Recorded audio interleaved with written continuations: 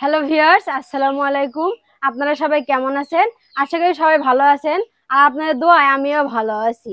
সেই দিনের ভিডিওতে দেখাইছিলাম একটা বড় মাছ নিয়েছিলাম। তো সেই বড় মাছ দিয়ে আজকে আমি আলু বাগুনের ঝোল করব। তো আপনারা আমার সঙ্গেই থাকুন। এই সেই বড় মাছ, দেখেন, এই যে মাথা এবং চাকাগুলো দেখছেন। কি ব্যাপার সুমি, তুমি আবার না আজকে দেখি ভাত চুলাতে দিছো? মাটি চুলাতে কেন? মাটি চুলাতে দিলাম।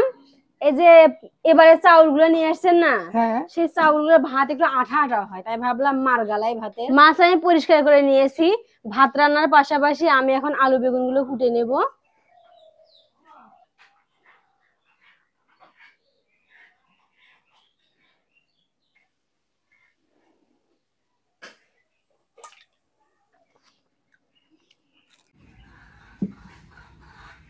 মাছ রান্নার জন্য পেঁয়াজটাকে কষিয়ে নেব।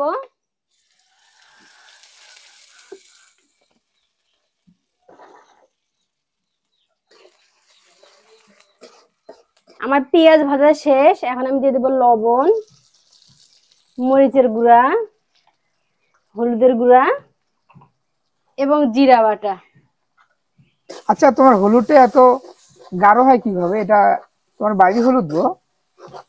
হ্যাঁ, ওই যে 1 মণ হলদি নিয়ে আমি সেদ্ধ করছিলাম না, হ্যাঁ। সেগুলো আবার ভাঙ্গাই নিয়ে এসেছি। ও, ওই বাড়ির হলুদটাই তো এটা, তাই না? হ্যাঁ, তাই তো বলি, বাজারের হলুদ তো এতটা গাঢ় হয় না। ভেজাল দেয় ওরা। ওনারা তো ভেজাল দেয়।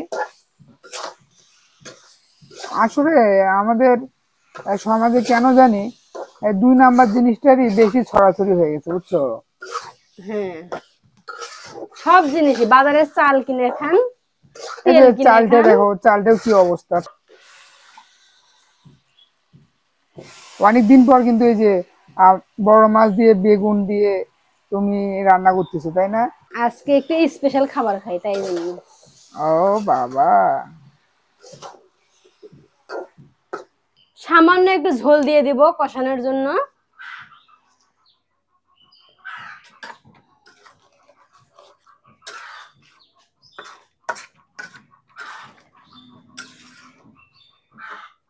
এখন আমি ঢাকনাটা ঢেকে দেব।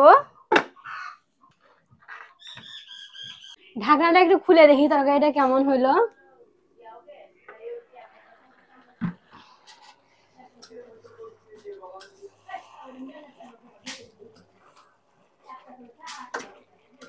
কষানো কিন্তু হয়েছে। এখন আমি ঝোল দিয়ে দিব, তাই একটু ঝোল ঝোল করব।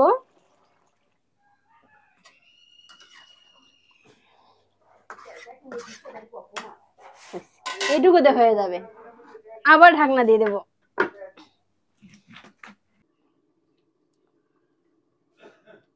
রান্না আমার শেষ। এখন আমি নামিয়ে নেব।